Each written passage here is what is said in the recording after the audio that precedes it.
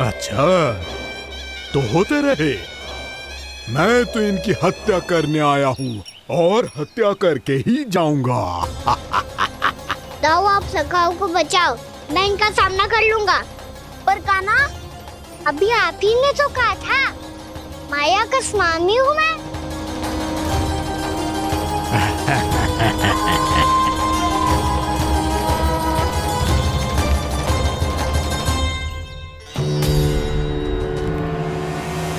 ये तो मथुरा का व्यापारी है। इसको अर्थ वो जो था वो सच में छलिया हो तो कहीं वो नंदमोहन तो ना पहुंच गो। हमें शीघ्र ही गांव जाना पड़ेगा और सबको सावधान करना पड़ेगा। चल।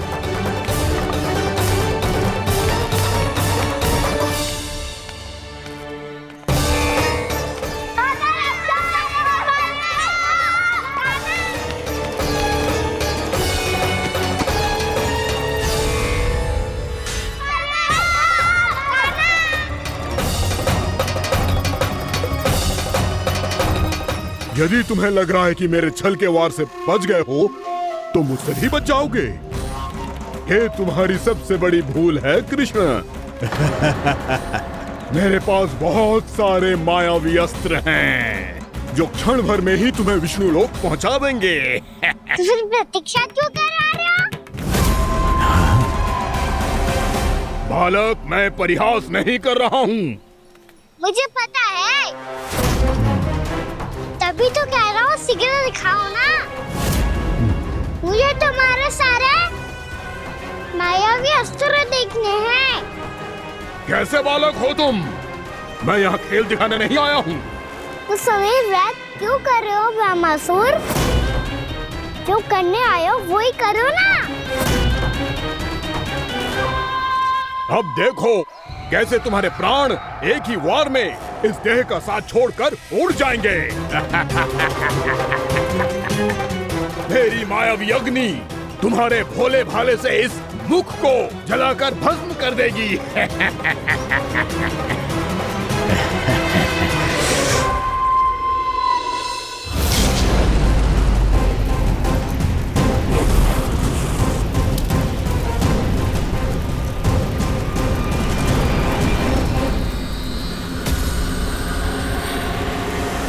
कह रही हो ब्रह्मासुर?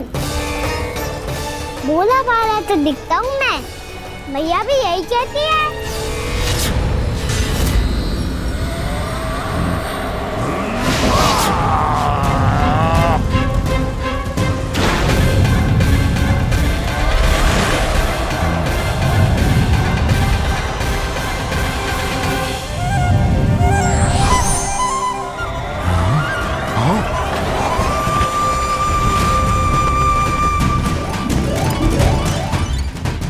आसन को उपहार देने के लिए बहुत बहुत धन्यवाद ब्रह्मासुर।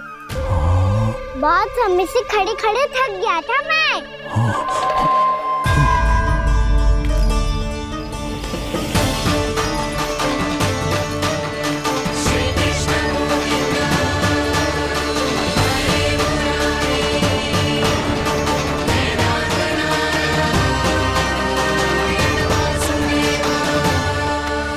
अगला अस्त्र दिखाओ ना।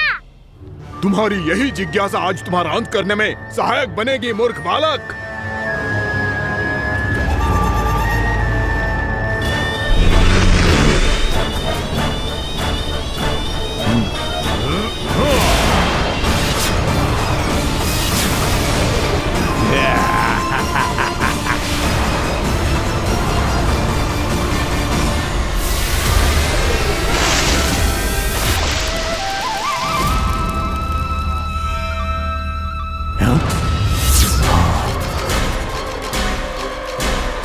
अच्छा, पर प्रक्षालन करना चाहती थे तो पहले क्यों नहीं बताया?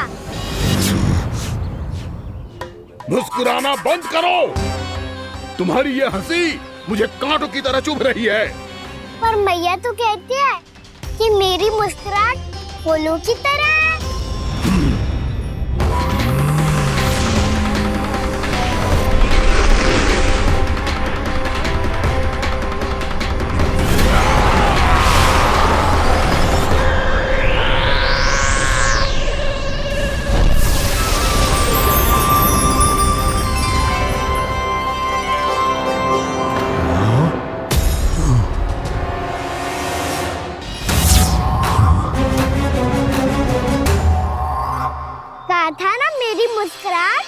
बिल्कुल इन्हीं फूलों की तरह है।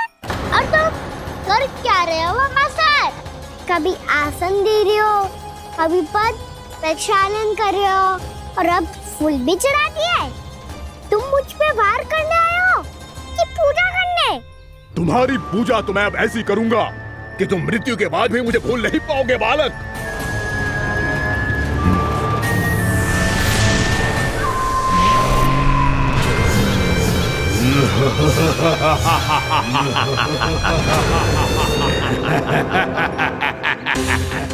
कान्हा, ये चट्टान तो मुझसे हिल ही ना रही।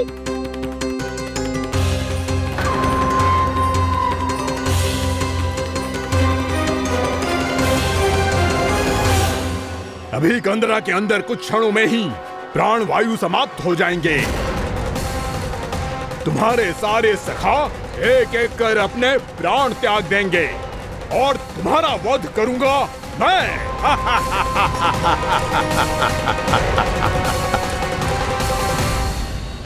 अरे सब जन बच के रहना। छलिया आया हुआ है वृंदावन में। अरे छलिया आ गया है। वृंदावन में मायावी छलिया। अरे क्या हुआ? कौन छलिया? मायावी छलिया सबको छलता है वो। हाँ, कुछ भी कर सके है वो। बहुत भयानक। अरे भानु, ठहर जरा, क्या हुआ? बहुत भयानक है वो, बच के रहना सब लोग। अरे भेष बदल ले तो है वो। हाँ। क्या हुआ? छलिया है वो। अरे मेरी बात तो बताओ। रानी भाभी, रानी भाभी, कान्हा घर पर ही है ना? ऐसे भड़बड़ा क्यों रहे हो? कोई भूत देख लियो है क्या? भूत ना भाभी, छलिया से भेंट हो गई। सच्ची का मायावी छलिया है भाभी। क्या उल्टा सीधा बोले जा रहे हो? ठीक से बताओ। अब बोलो भी। वो कान्हा के पीछे पड़ो है वो। मेरे लल्ला के पीछे? हाँ रानी भाभी, हमारे अचेत होने से पहले हमने उसे ये कहते सुना था कि वो वृंदावन आने वाला है कान्हा से मिलने। हे नारायण, मेरे कान्हा की रक्षा करना। जसोदा जी, मायावी छलिए से बचना बालकों के बस की बात ना है। जीजी, बालक वन में अकेले हैं।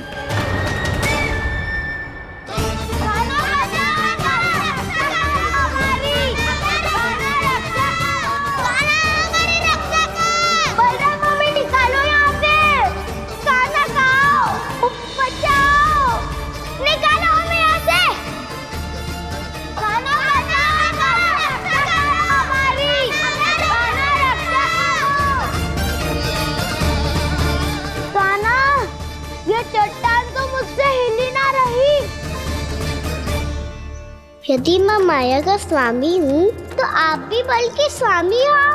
ताऊ, अपनी क्षमता, अपना सामर्थ्य स्मरण करो।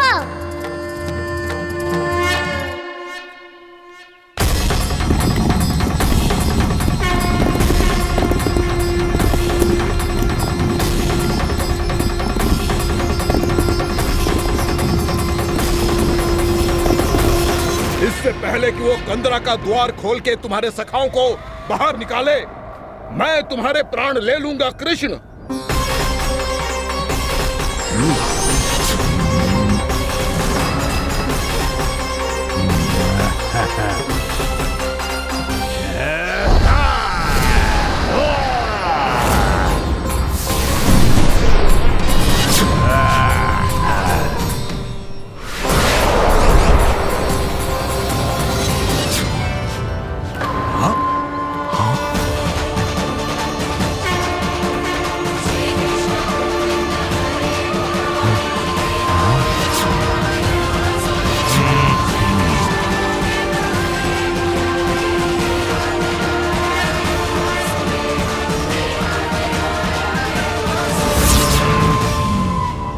कितनी पूजा करोगे ब्रह्मासुर?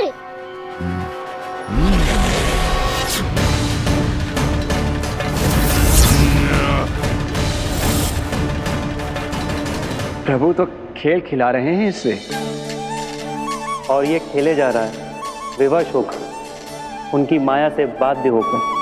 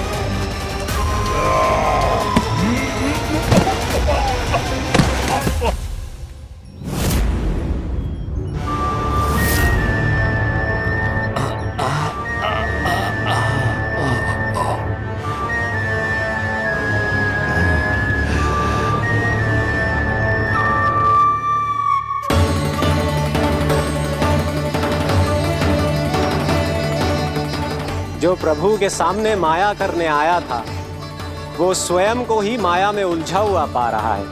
नारायण नारायण। लो, अब तो तुमने दंडवत प्रणाम भी कर लिया, माया भी कथा भी उपहार में दे दी। तुम चाहते क्या हो वामासुर? मेरी शरण में आना है क्या?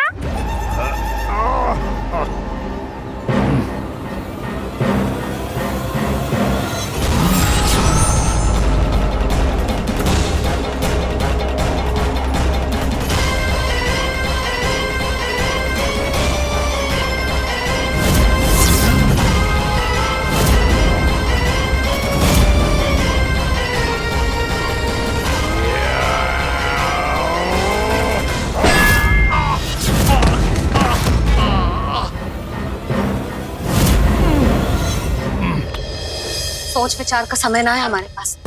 अपने बालकों की रक्षा के लिए इसी क्षण हमें निकलना होगा। और वो छलिया किसी का भी रूप धारण कर सकते है। सुलक्षणा तेरा, शांति तेरा या मेरा, किसी का भी रूप धारण करके हमें भ्रमित कर सकते हो। इसीलिए हमें सतर्क रहना होगा। समझ आई? चलो।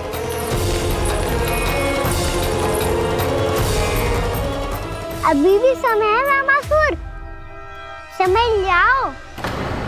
यदि मैया आ गई तो बात गड़बड़ हो जाएगी।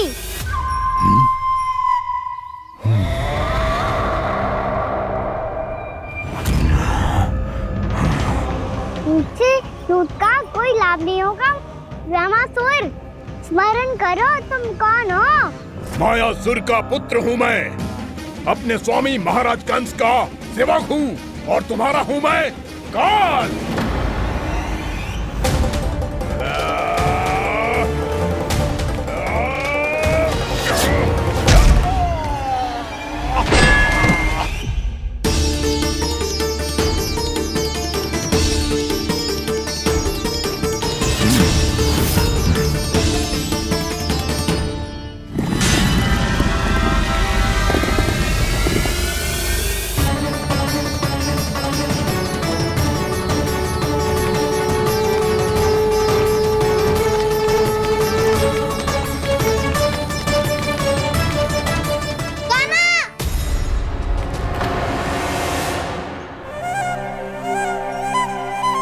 बाबा कहते हैं दुष्टों को पहले बातों से समझाना चाहिए, फिर भी ना माने तो अस्त्र ना उठाना दृढ़ता होती है।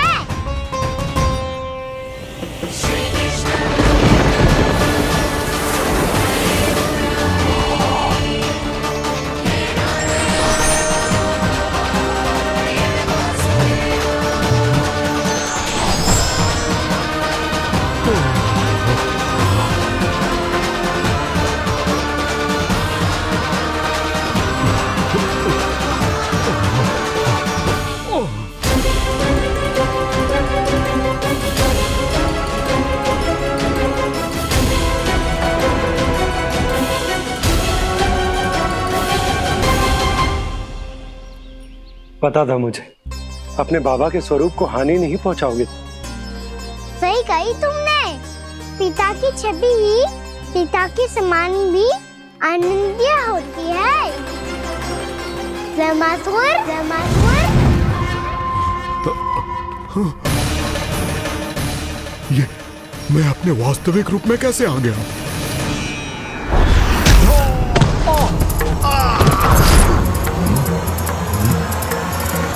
मेरे बाबा का स्वरूप नहीं लेना चाहिए था तुम्हें।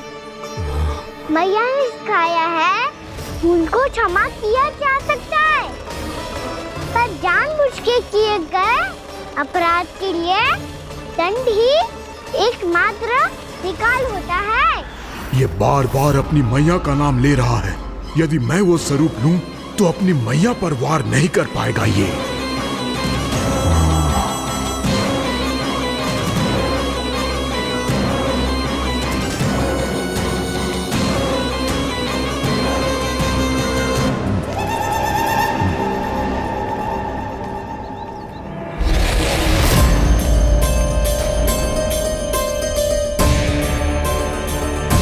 लल्ला, मैं तेरी मैया हूँ, अपनी मैया को मारेगा? बच गया। समझाया था पर तुमने एक बार फिर से मूर्खता कर ही दी। इस पर तुमने पहले से भी बड़ी और पहले से भी भयंकर भूल किया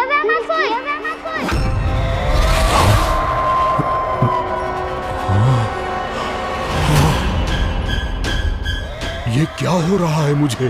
बार बार मेरा रूप क्यों बदल रहा है? ममता को समझे बिना अधिक समय तक मैया का स्वरूप हरण करके नहीं रख पाओगे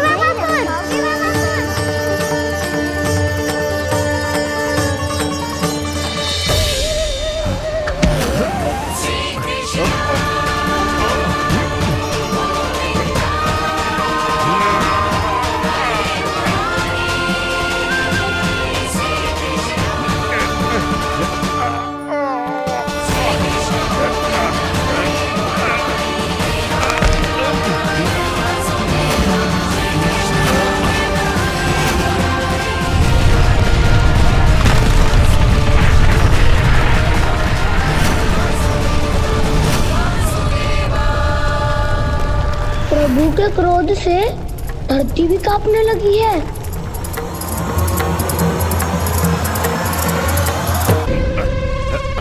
पुत्र को मारने के उद्देश्य से एक माँ का रूप लिया तुमने। ये ममता का और मेरी मैया का घोर अपमान है रामासुर।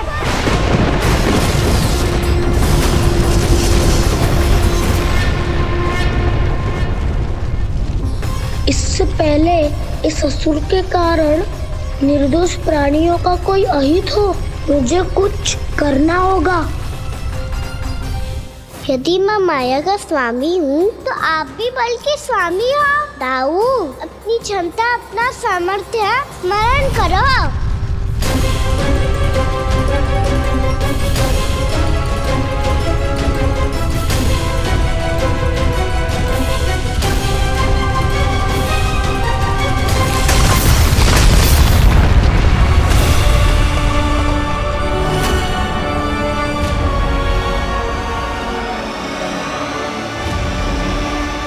अद्भुत बलदाऊ, अद्भुत।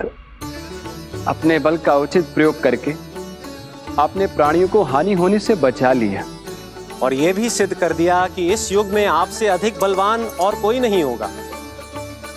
आज से आप बलदेव के नाम से भी जाने जाएंगे। आज से आप बलदेव के नाम से भी जाने जाएंगे। आपके चरणों का ये चिन्ह युगों युगों तक आपके बल की कथा कहता रहेगा। बलराम का चरण चिन्ह।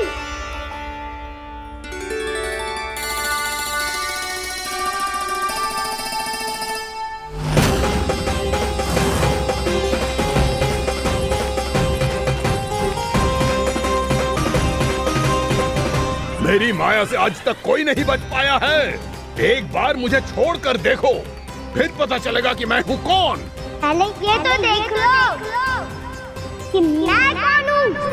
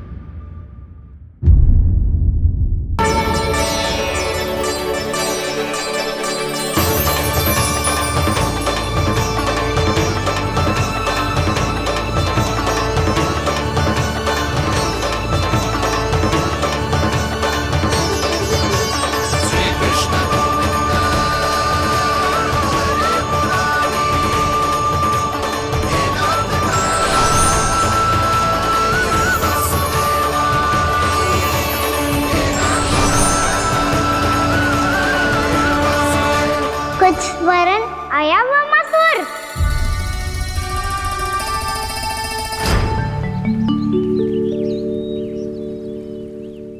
बहुत समय पहले की बात है, बहुत बड़े भूमाकर राज करते थे तुम्हें महान राजा भीमम के नाम से जाना जाता था। सब कुछ था तुम्हारे पास, पर शांति नहीं थी, इसीलिए शांति की खोज में अपना संपूर्ण राज अपने पुत्रों को सौंप कर हिमालय पर्वत की ओर चल दिए।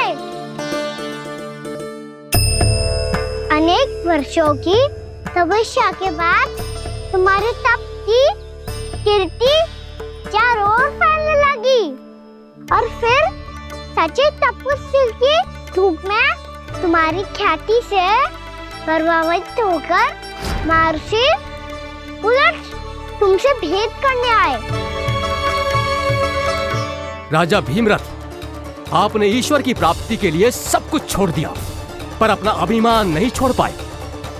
इसीलिए मेरे आगमन पर सम्मान के साथ खड़ा होना तो दूर, मेरा अभिवादन भी नहीं किया। अभिमान तपस्वी का गुण नहीं होता है राजन, अभिमान राक्षसी गुण है। इसलिए मैं आपको श्राप देता हूँ कि आप अगले जन्म में एक राक्षस के रूप में जन्म लेंगे, एक राक्षस के रूप में जन्म लेंगे। मुझे क्षमा कर दीजिए महर्षि, मैंने जानबूझकर आपका अपमान नहीं किया है। मैं तो यहाँ पर शांति की खोज में आया था। अपने भीतर के संसार में गहरे सोच विचार में डूबा हुआ था मैं। मुझे क्षमा कर दीजिए महर्षि, मुझे क्षमा कर दीजिए। अपनी भूल का आभास प्रायश्चित की ओर पहला पग होता है। मैं अपना श्राप तो वापस नहीं ले सकता, परंतु आपको एक वचन अवश्य दे सकता हूँ। जब भी प्रभु नारायण का अवतार होगा, आपको उचित समय पे वो वरदान देंगे जिसकी आप लंबे समय से प्रतीक्षा कर रहे हैं।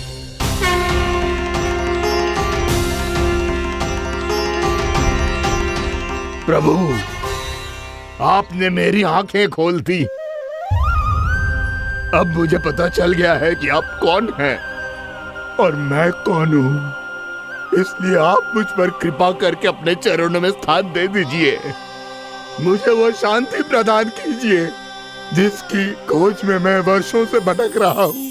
शांति तो मोक्ष में ही है, इसीलिए मैं तुम्हें मोक्ष का वरदान देता हूँ।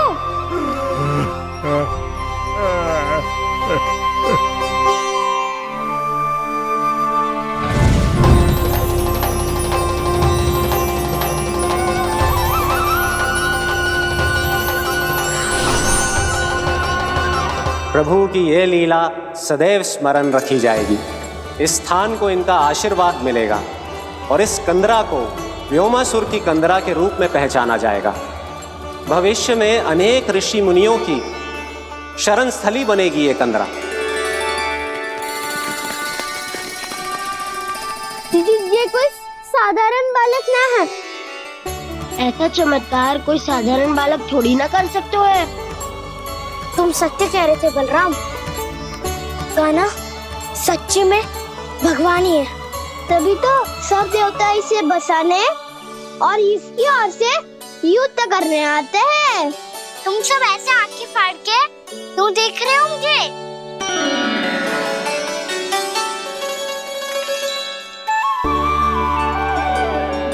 बलराम, तुम बलवान हो और कान्हा भगवान है। दूर दूर तक कोई दिखाई न दे रहा है। ना जाने किस हाल में होंगे बालक। कहीं हम ही तो मार्ग ना भटक गए शीघ्रता के चक्कर में। अब तो एक पग भी ना चलो जा रहे हो। जल, किसी के पास जल है क्या? कंठ तो मेरा भी सूख रहा है मौसी। भाभी, निकट ही जमुना जी है, कहूँ तो वहाँ से जल ले आओ। मैं भी जा रही हूँ भाभी, एक से भले दो। हाँ चल, शीघ्रता से आओ। हाँ।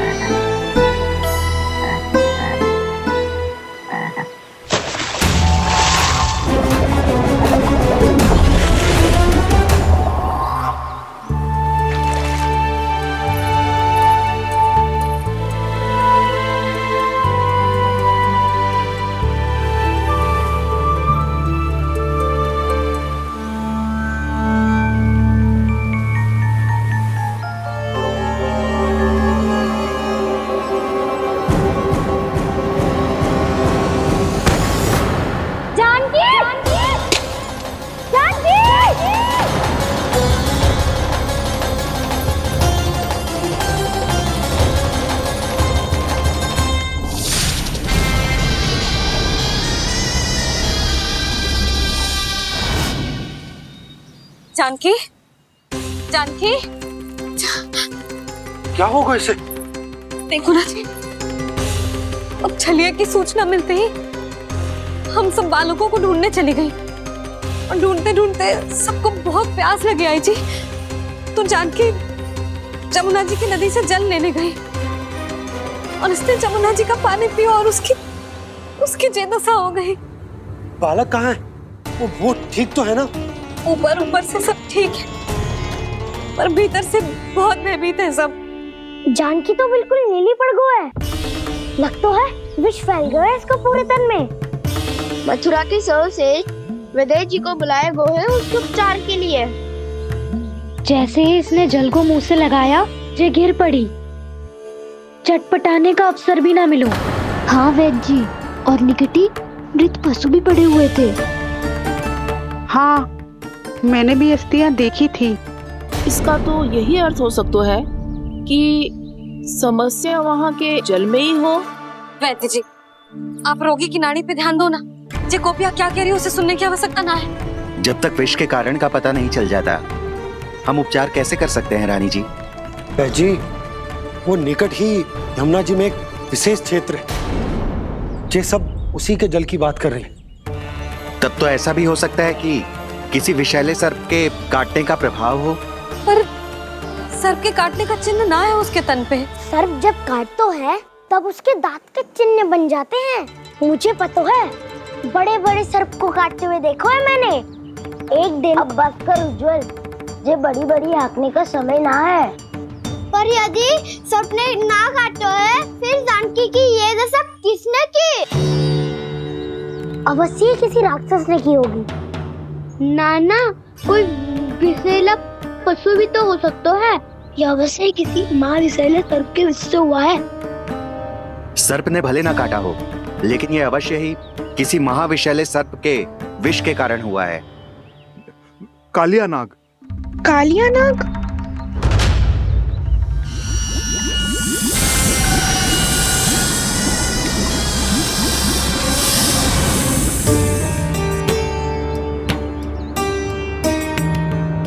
संकेतों से तो ऐसा लगता है कि जानकी ने कालिया नाग के क्षेत्र के विशाल जल पी लियो है। कालिया नाग एक लोक श्रुति है, कल्पना में गढ़ी हुई एक कथा, और कछु न है। हमें जाके पता लगाना पड़ेगा। पर हमें वहां जाने से मना किया है ना बड़ों ने। उज्जवल सही कह रहे हो है, इस समय जानकी के स्वार्थ से अधिक महत्वपूर्ण और कछु ना है। जानकी हमारे लिए ही जलाने गई थी जी, ना मैं उसे जाने देती ना जैसा वो। तो वैद्य जी, आप शीघ्र कछु करो, कैसे भी कछु भी करो, पर इसके प्राण बचा लो। यशोदा, धैर्य रखो, श्री नारायण पर विश्वास रखो, वो सब ठीक करते हैं।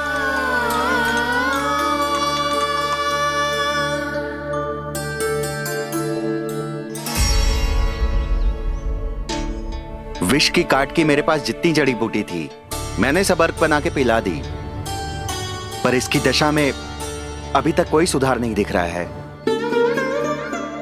यह अंतिम जड़ी बूटी है। अगर इससे भी चमत्कार नहीं हुआ तो फिर जो नारायण की इच्छा।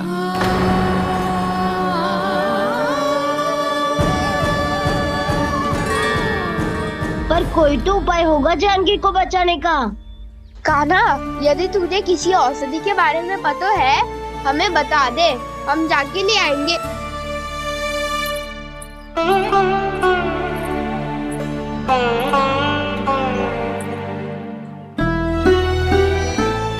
हे नारायण, हे प्रभु, मेरी जानकी के प्राण बचा ले प्रभु। या तो मैं अपने आप को कभी क्षमा न कर पाऊंगी। ये सारी मेरे ही कारण बनाई थी। उसकी रक्षा करो प्रभु, मेरी पुकार सुनो।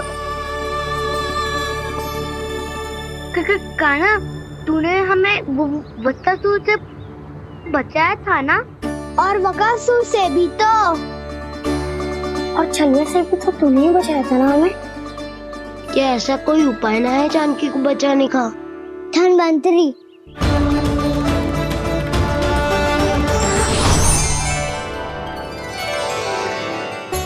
मैं आ गया हूं प्रभु, चिंता मत कीजिए, आपके आदेश का पालन अवश्य होगा। यशोदा मैया,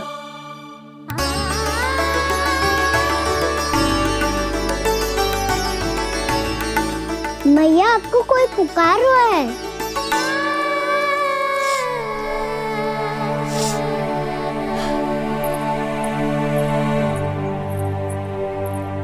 चिंता मत करो मैया, अब धनवंतरी जी आ गए हैं, वो सब संभाल लेंगे। धनवंतरी जी कौन है?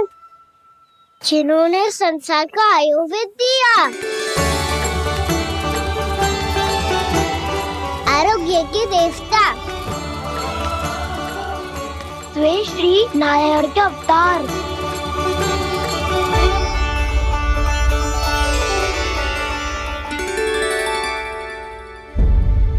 मुझे पता चला है कि आपको वेद की आवश्यकता है। हाँ हाँ, भीतर आइए। आइए आइए बैठे जी। जी रहे।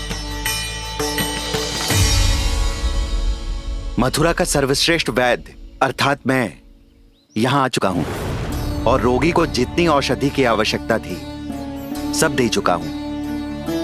निश्चित रूप से आपने विष की काट के लिए बहुत ही उत्तम अर्क तैयार किया है, इसीलिए किसी और वैद्य की आवश्यकता नहीं है।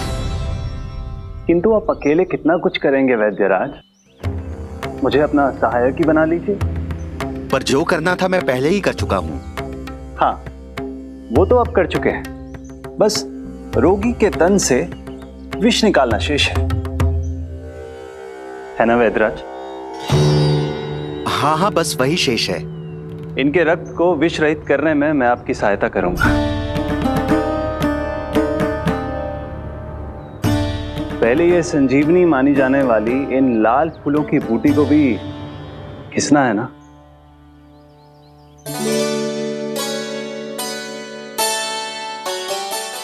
हाँ हाँ, तुम सही कह रहे हो, इसे अच्छे से घिसो।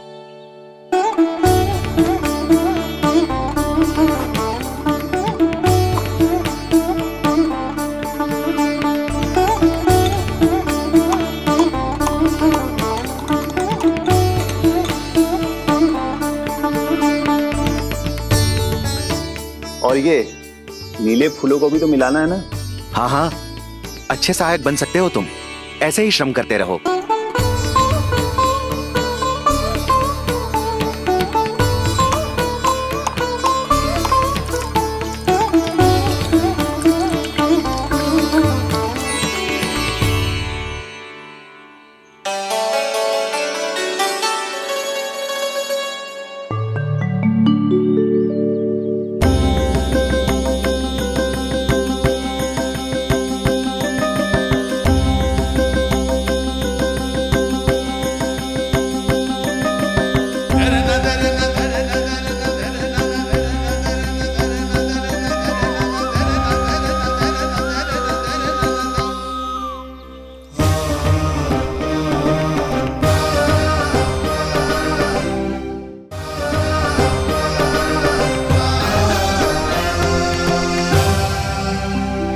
जानकी स्वस्थ हो जाएगी ना धनवंतरी जी? धनवंतरी? प्रभु, अब मैं क्या करूं? आपने तो स्वयं ही मेरी पहचान उजागर कर दी। जी क्या करो कान्हा? आप सब ऐसे क्यों देख रहे हो? भैया कहती है ना, सभी वैद्य धनवंतरी जी का ही रूप होते हैं।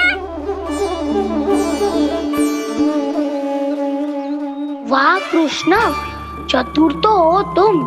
वैसे वास्तविक धनवंतरी मैं हूँ, मेरा अर्थ है वास्तविक वैद्य मैं हूँ। ये तो मेरा सहायक है, मुझे पूरा विश्वास है बिल्कुल ठीक हो जाएगी। वैसे ही थोड़े ना मुझे मथुरा का सर्वश्रेष्ठ वैद्य कहते हैं लोग।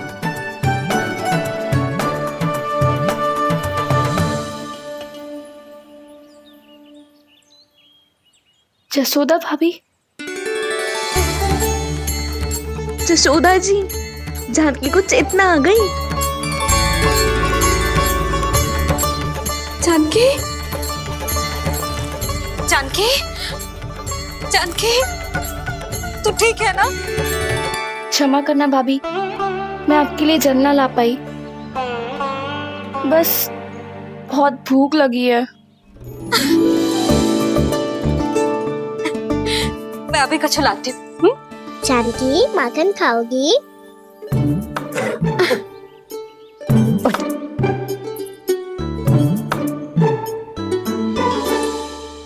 आजा, तू ही खिला दे लल्ला।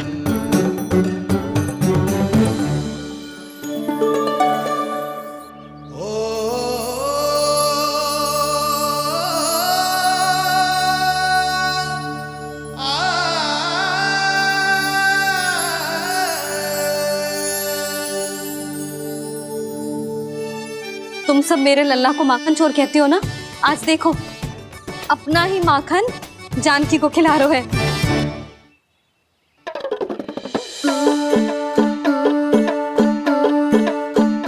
थोड़ा और विश्राम कर लो। सदैव तुम हम सबकी सेवा करती हो, आज मैं तुम्हारी सेवा करूंगा।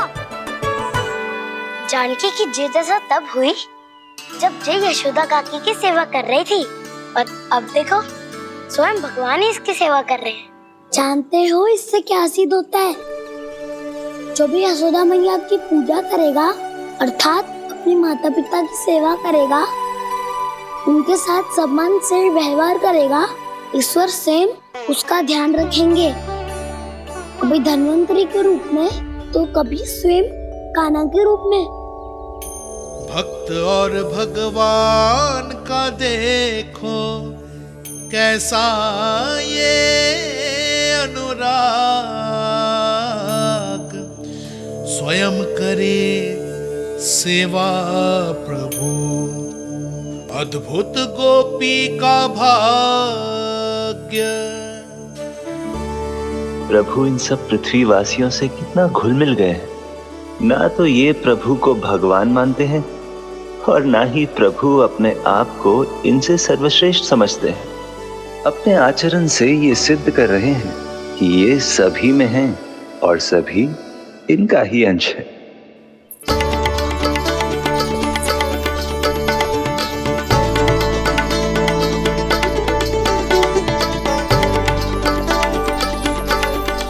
प्रभु, अब मुझे जाने की आज्ञा दीजिए।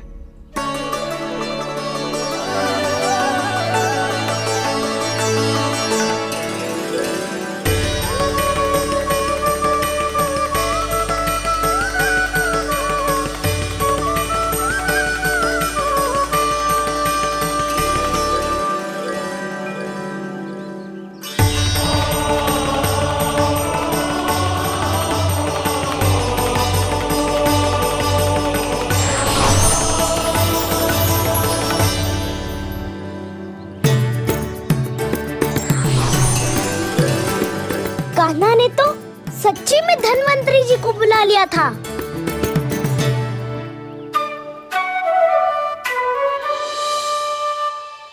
जब से कान्हा का जन्म हुआ है ना, मैं तब से देख रही हूँ, तब से हम पे कोई भी संकट आती है ना, तो अचानक से कोई अपरिचित हमारी सहायता करने आ जाता है, और जाते समय कान्हा की आज्ञा लेके जाते है, और कभी कभी तो इसे प्रभु बोल के जाते है। बाबा संभालो।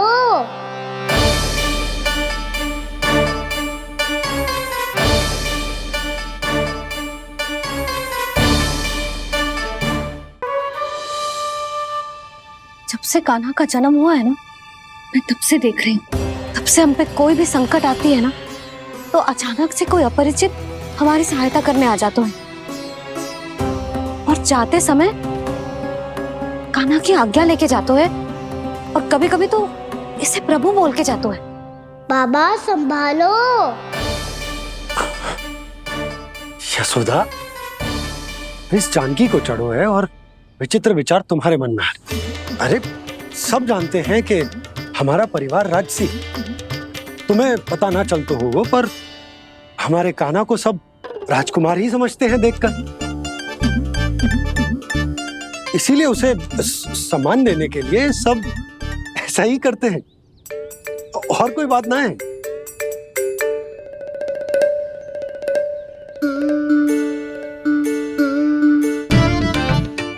अब जे मेरे लल्ला को ऐसे क्यों घूर रहे हैं? बुरी दृष्टि लगाएंगे क्या? वैद्यराज जी, आपके सहायक तो गए, अब आप यहाँ क्यों हो? वो क्या है ना, मैं अपने रोगी का निरीक्षण करके पूरी तरह से संतुष्ट होकर ही जाता हूँ।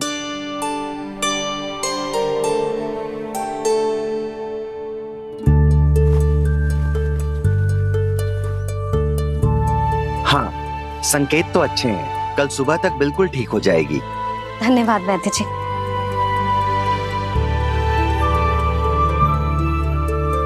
बस तो फिर हम कल पकड़न पकड़ाई खेलेंगे जानकी।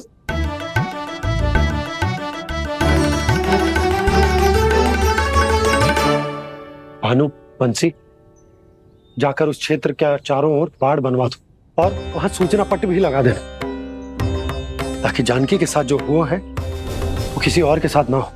शीघ्र जाओ। जी ठीक है।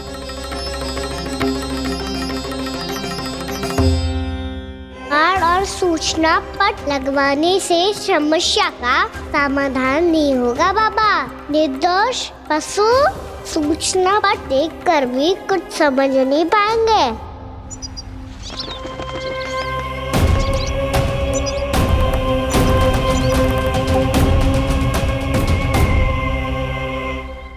तो तुम्हारे कहने का अर्थ यह है कि व्योमासुर मारा जा चुका है और वो बालक अब भी जीवित है। हाँ महाराज, मैंने गोप बालकों को कहते सुना था कि कृष्ण ने छलिया को मोक्ष दे दिया है, पर वृंदावन सुरक्षित नहीं है महाराज। वो एक बहुत बड़ी समस्या से जूझ रहे हैं। कैसी समस्या? गांव के निकट क्षेत्र में किसी विषैले सर्प का निवास है। उसके विष का प्रभाव इतना भयानक है महाराज, जैसे विष ना हो, स्वयं हलाहल हो। मेरी कोई भी औषधि रोगी का उपचार नहीं कर पा रही थी। निकट के क्षेत्र में कहाँ है वो सर्प? गोप मानते हैं कि वो सर्प गांव के निकट यमुना नदी के जल में रहता है। मुझे तो लगता है महाराज, ये कालिया नाग की कथा कोई किंवदंती या लोक श्रुति नहीं, एक सच्चाई है, एक विषैली सच्चाई।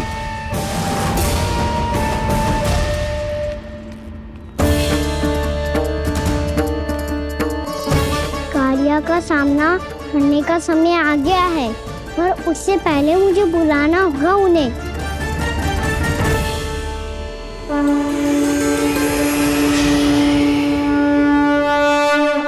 संसार के दारुण भय का नाश करने वाले, सभी कष्टों का हरण करने वाले, विश्व का समस्त ऐश्वर्य प्रदान करने वाले, कमल जैसे लोचन, मुख और चरणों वाले आजानुभूत श्री राम को मैं बार बार नमस्कार करता हूँ। आपदामपहर्तारं दातारं सर्व संपदां लोकाभिरामं श्री रामं भूयो भूयो नमाम्यहम्। कागभूसोंडी कागभूसोंडी कागभूसोंडी। प्रभु क्षमा करें, मुझे जाना होगा।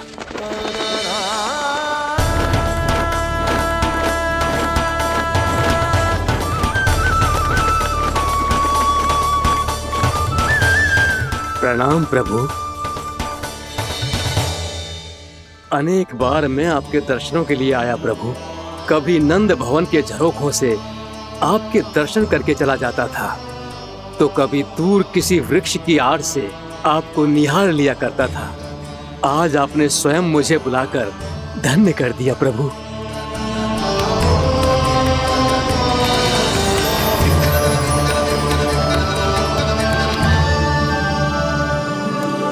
मैंने आपको यहाँ एक विशेष कारण से बुलाया है। आपके श्राद्ध से इस कालिया नाग को मुक्त करने का समय आ गया है। ये तो बहुत ही उत्तम समाचार है प्रभु। इतने वर्ष बीत गए, मुझे आज भी स्मरण है वो दिन जब मैंने उन्हें श्राप दिया था। अपने क्रोध पर नियंत्रण खोकर बहुत बड़ी भूल कर दी थी मैंने प्रभु। बीती हुई घटनाओं पर दुखी होके कोई लाभ नहीं है। हमें भविष्य की ओर देखना होगा।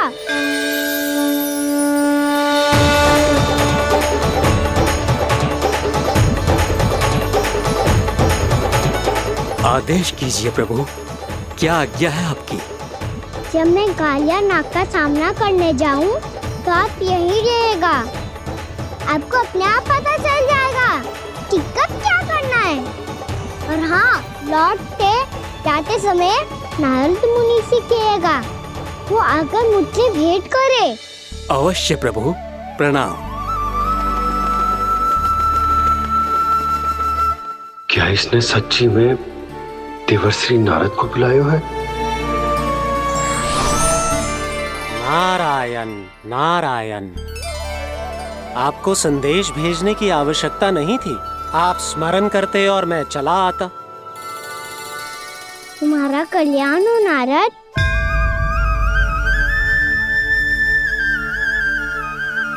मैंने तुम्हें एक विशेष कार्य के लिए बुलाया है। आज्ञा दीजिए प्रभु। तुम्हें एक बार फिर कंस से भेंट करनी होगी। विचार कीजिए महाराज, क्या आप बिना किसी शंका के कह सकते हैं कि कौन सी पंखुड़ी पहली है और कौन सी आठवीं? उस दुष्ट से भेंट करना स्वयं कीचड़ में उतरने के समान है प्रभु। कमल पुष्प प्राप्त करना हो तो कीचड़ में उतरना पड़ता है नारद। आपका आदेश तो मैं स्वप्न में भी नहीं टाल सकता प्रभु। कंस कालिया नाग के बारे में जान गया है, पर वो उसका सामना करने का साहस नहीं कर पाएगा। मैं आतुर हूँ प्राप्ति, मूर्ख नहीं। मेरी बुद्धि फिर नहीं गई है। मैं स्वयं उस कालिया जैसे महाविषैले सर्प के सामने खड़ा हो जाऊं और अपने ही काल को आमंत्रित कर लूं। तो फिर अपने लाभ के लिए उसका प्रयोग करने का कोई और उपाय सोचिए स्वामी। कुछ ऐसा कीजिए कि यमुना नदी का पूरा जल विषैला हो जाए और वृंदावन वासी उसका उपयोग करे, और आपका काल कहलाने वाला वो बालक स्वयं काल के गाल में चला जाए। उत्तम उत्तम सुझाव है प्राप्ति। अब मुझे उस कालिया तक पहुंचने का मार्ग ढूंढना होगा। उसको विवश करने का कोई उपाय ढूंढना होगा, क्योंकि व्यक्तिगत रूप से उससे भेंट करना असंभव है।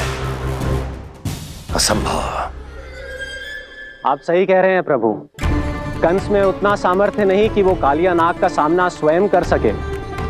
वैसे तो कालिया गरुड़ देव का भी सम्मान नहीं करता, तो फिर वो कंस का सम्मान क्यों करेगा भला? नहीं करेगा, पर कंस तुम्हारा सम्मान अवश्य करेगा नारद। तुम्हारी बातें भी सुनेगा और मानेगा भी। ये मेरी योजना का बहुत ही महत्वपूर्ण भाग है। तुम कंस के पास जाओ और कहो कि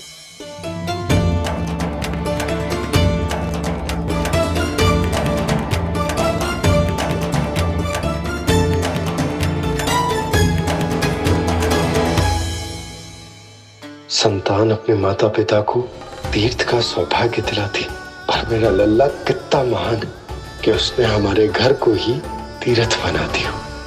ऐसा तीर्थ जहां मेरी आंखों के सामने भक्त और भगवान का मिलन हो रहा है। जो आज्ञा प्रभु।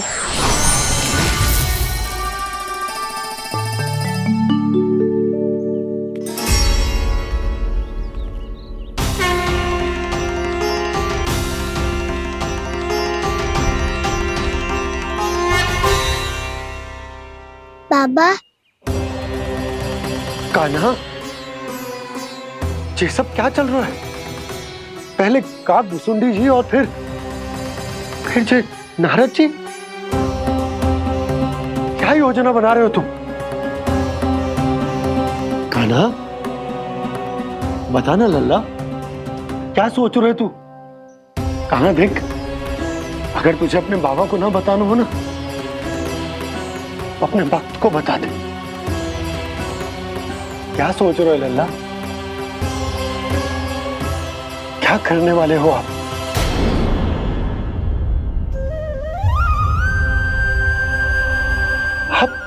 आप इतने दुखी क्यों हो? कान्हा, कान्हा, क्या होगा? क्योंकि मुझे आभास हो गया है बाबा, समय आने वाला है। कौन सा समय आने वाला है लल्ला? इसीलिए सब कुछ बदलने वाला है। भैया को मेरा सत्य पता चल जाएगा बाबा।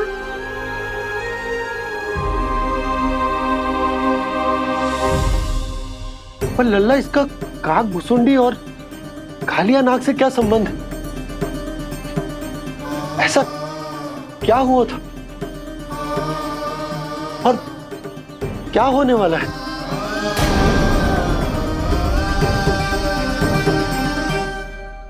जो होने वाला है बाबा, उसका संबंध उससे है जो सैकड़ों वर्ष पहले हुआ था। महर्षि भृगु के एक वंशज थे वेद शिरोमुनि, जो विंध्याचल की पहाड़ियों में साधना कर रहे थे। तभी वहाँ अश्वशिरा नाम के एक दूसरे मुनि आमंत्रण के बिना ही आ गए। कितना सुंदर और शांतिपूर्ण आश्रम है। यहाँ प्रभु की साधना करने में बहुत आनंद आएगा। शीघ्र ही अश्वशिरा मुनि उपस्थिति के कारण होने वाले व्यवधान से बाध्य होकर वेद शिरा मुनि ने अपनी आंखें खोली। कौन हो तुम और यहाँ क्या कर रहे हो? आपके आश्रम में बहुत शांति है मुनिवर। साधना करने के लिए बहुत ही उत्तम स्थान है ये। मैं चाहता हूँ कि मैं भी यहाँ। आप यहाँ साधना करना चाहते हैं, लेकिन इतना भी नहीं जानते कि किसी के आश्रम में प्रवेश करने से पहले उसकी आज्ञा लेनी चाहिए। आप ये भी नहीं जानते कि यदि कोई यज्ञ कर रहा हो तो बिना अनुमति के वहाँ प्रवेश करने से उसकी यज्ञ साधना भंग हो सकती है। आप क्या साधना करेंगे मुनि? आप तो साधना के योग्य ही नहीं हैं। इतना अपमान! एक मुनि के मुख से इतने कड़वे शब्द शोभा नहीं देते। मैं तुम्हें श्राप देता हूँ, जितनी विषैली तुम्हारी जिह्वा है उतने ही विषैले सर्प बन जाओ तुम। और ऐसा सर्प जो सांस भी ले तो निकट का वातावरण दूषित हो जाए। तुम्हारे इस दुस्साहस के लिए मैं तुम्हें श्राप देता हूँ कि तुम अभी इसी क्षण कौवा बन जाओ, और ऐसा कौवा जो कांव कांव करके अनर्गल प्रलाप करता रहे।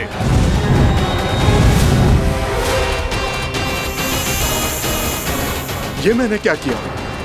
ये मैंने क्या किया? क्रोध के कारण दोनों ने एक दूसरे को श्राप दे दिया।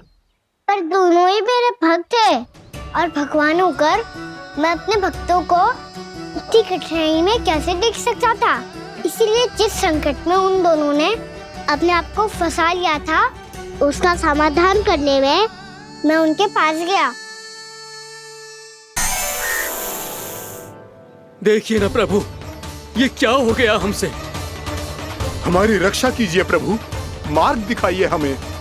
क्रोध पर नियंत्रण ना होने के कारण आप दोनों ने एक दूसरे को बहुत ही भीषण संकट में डाल दिया है। अब दोनों ही तपस्वी, तप के बल से दिए गए आपके श्राप को लौटाना भी संभव नहीं है। प्रभु, कोई तो उपाय होगा, हम आपके शरण में हैं प्रभु। अपराध तो हमसे हुआ है प्रभु, पर अब आपसे ही आशा है। कुछ ऐसा कीजिए भक्त वत्सल, जिससे हम दोनों के श्राप का प्रभाव कुछ कम हो जाए। आप दोनों ही मेरे भक्त हैं, इसलिए आपकी पीड़ा का निवारण करने का एक उपाय है मेरे पास। वेद शिरोमुनि, जब आप कालिया नाग बनेंगे तो आपको मेरे चरणों को अपने शीश पर धारण करने का सौभाग्य मिलेगा। और अश्व शिरोमुनि, आप काग योनि होने के बाद भी आप श्रेष्ठतम ज्ञान और सर्वाधिक यौगिक सिद्धियों के स्वामी होंगे और प्रवचन दिया करेंगे। इसके बाद अश्वशिरा मुनि काकभुसुंडी बन गए, जिन्होंने आगे चलकर स्वयं गरुड़ देव को रामायण सुनाई। और मुनि वेदशिरा महर्षि कश्यप और देवी कत्रियों के पुत्र कालियानाग बनकर जल में। और अब वही कालियानाग जमुना जी में, जिनके कारण जानकी के प्राण लगभग चले ही गए थे। अब कालियानाग को उचित स्थान पर भेजने का समय आ गया है बाबा। पर ये तो अच्छी बात है कान, वेदशिरा मुनि को दिया हुआ तुम्हारा वचन भी पूरा हो जाएगा, जमुना जी की शुद्धि भी हो जाएगी। इस सब के बाद भी तुम दुखी क्यों हो? क्योंकि इसके बाद मैया के सामने मेरा रहस्य खुल जाएगा बाबा। उन्हें पता चल जाएगा कि उनका बालक कोई साधारण बालक ना है। भविष्य में जो होने वाला है उसे सबके सामने घटने से रोकना मेरे लिए भी संभव ना होगा। मैया को सब पता चल जाएगा। क्या पता चल जाएगा रे मुझे?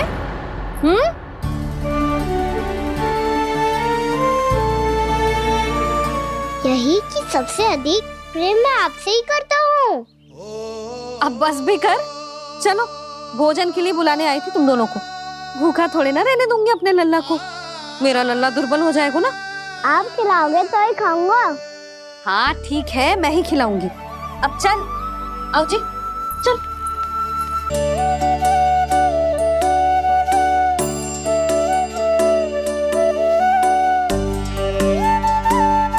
मैया खेलो ना मेरे साथ। मैया सुनो ना, मेरी बात ना मानोगी? अभी बहुत कार्य पड़े लल्ला, देख जानकी को औषधि भी देने जानो है ना। औषधि मैं दे दूंगा, फिर तो खेलोगी ना आप मेरे साथ? पिछले कुछ दिनों से अपनी मैया का अधिक से अधिक प्रेम पाने का प्रयास करो है कान्हा।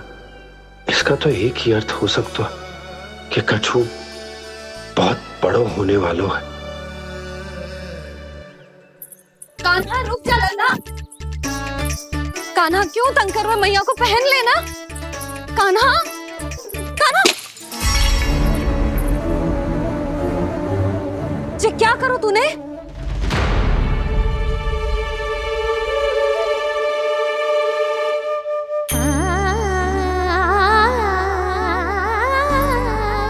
अच्छा ठीक है, अब मुंह लटकाने की आवश्यकता ना है। ये ले।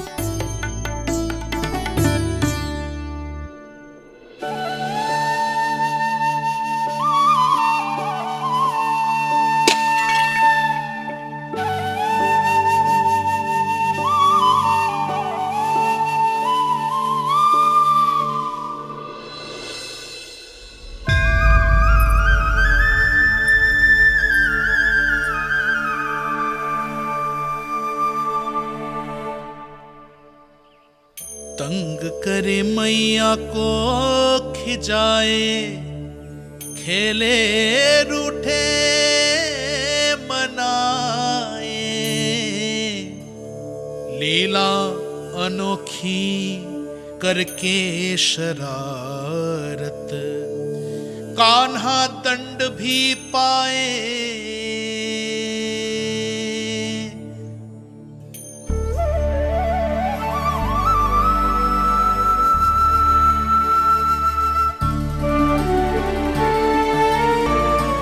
रूठना मनाना, खेलना खिलाना, पहले शरारत करके क्रोध दिलाना और फिर क्षमा मांग लेना, ये सब जानबूझकर कर रहे है कान्हा। जैसे जीवन भर के लिए अपनी मैया की ममता को अपने हृदय में समेट कर रखना चाहते हो। कैसे कैसे करूं उस कालिया से मित्रता, कैसे करूं उसका उपयोग?